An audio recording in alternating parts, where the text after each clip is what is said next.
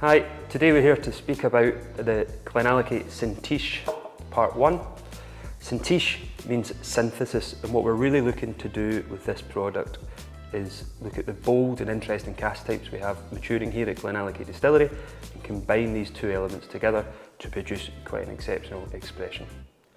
For this product we've combined Chinkapin and Pedro Ximénez sherry. Billy, could you speak to us a little bit about the combination, what Chinkapin provides, the American Virgin Oak, and then with the Pedro Ximénez sherry as well? The kind of science behind it is really quite interesting. You know, we in the GlenAllachie team are always fascinated by the genus of the oak and the kind of chemistry we expect that the oak can deliver to the liquid, the maturing liquid. In terms of the Chinkapin was fascinated us. I think probably GlenAllachie were the first people to be bold enough to use Chinkapin in the maturation process. And what did we expect from it? Well, it's a genus, it's an American genus that grows in the Missouri area and up in the northwest of the country near Seattle. The characteristics, the special characteristics that the Chinkapin will bring to the experience are, as well of course as having the classical vanilla, butterscotch, ginger, cinnamon, nutmeg. On top of that, you're getting a licorice contribution, and there are also hints of anise and even hints of eucalyptus. And these are fascinating additional flavours that we have the kind of freedom and privilege to play with.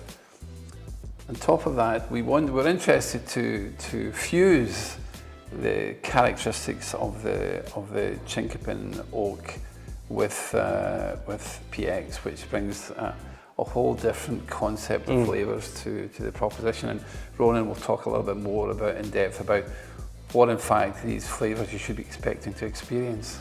So with Pedro Ximénez, what you're looking to really get from maturation in that cask type is a lot of sort of plum, raisin, lots of molasses, very chocolate driven, very sweet. And then you're combining that with the licorice, eucalyptus, aniseed coming from the Chinkapin. So it's that balance and that fusion and the synergy between these two different cask types. We've non-chill filtered, natural colour, and we've served it at cask strength at 57.8%. It's always an interesting journey to determine the kind of ratios that you want to achieve with this kind of combination. In reality, it's somewhere around about 50-50. But if we drive even deeper, the kind of chemistry behind the actual combination of these casks, the Chinkapin casks are of course toasted, and they're medium charred, and the expectation, there's a lot happening when that happens. You know, there's essentially the casks are lipids, lignins, hemicelluloses and tannins, and once you start toasting and heating, a whole host of different chemical reactions take place, and the expectation is you're going to see things like butterscotch, vanilla, sugars like fructose, xylose. You're going to see tannins, which gives you a nice, interesting mouthfeel. Break down the tannins that will give you cinnamon, will give you nutmeg, and yeah, you know, the chemistry of it is just fascinating. And as well as looking to achieve the wonder of this experience, it's also fascinating tracing and tracking the chemistry behind all of it. So we've got the Sintish Part 1, combination of Pedro Ximénez sherry and Chinkapin Virgin Oak. We're serving it at cask strength, 57.8%.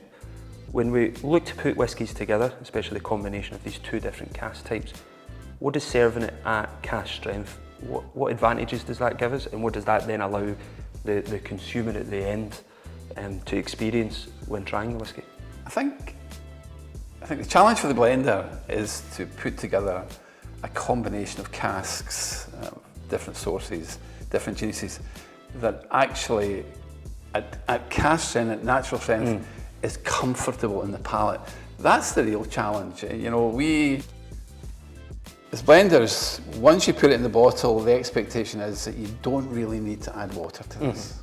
So on the nose, right away, you're picking up that, what we're saying with the Chinkapin's adding there, it's that lovely toasted cinnamon, licorice, aniseed coming through, and there's then just this medley of sort of dark fruits, butterscotch, plum as well from the Pedro Ximénez.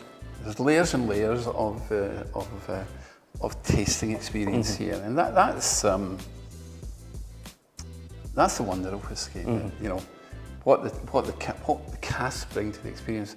Really important to make the right balance of new make in terms of the composition. But the cask, good casks, will bring about 70% of the ultimate flavour to the experience. What are you picking up there on the palate? I think that the forward in this is the virgin oak, the chinkapin. I'm certainly picking up liquors, I'm picking up anise. But there's different layers, you know, you've got vanilla, you've got coconut, you've got bananas.